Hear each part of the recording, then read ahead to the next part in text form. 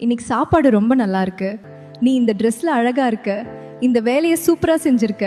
இந்த மாதிரி சின்ன சின்ன பாராட்டு வார்த்தைகள் ஒருவரின் நாள் முழுவதையும் மாற்றிவிடும். ஒரு நல்ல வார்த்தைக்கு பணம் தேவையில்லை, ஆனால் அது தரும் மதிப்பு கோடிகளுக்கு சமம். ஒருவரின் உழைப்பை நாம் அங்கீகரிக்கும் அந்த நிமிடம் அவர்களின் மனசு சொல்லாத நன்றியுணர்ச்சியால் நிரம்பும். அந்த அங்கீகாரம் தான் அவர்களுக்கு இன்னும் உயரம் ஏற துணிச்சல் தரும்.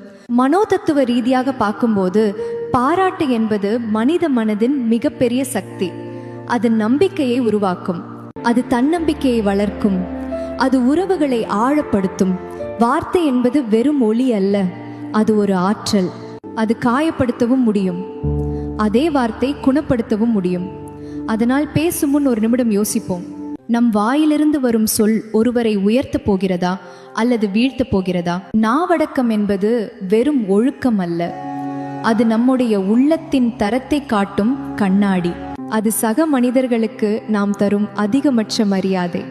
இன்று ஒரு நல்ல வார்த்தையை யாருக்காவது சொல்லுங்கள். அது அவர்களின் நாளை மட்டும் இல்லை, உங்களுடைய மனிதத்துவத்தையும் உயர்த்தும்.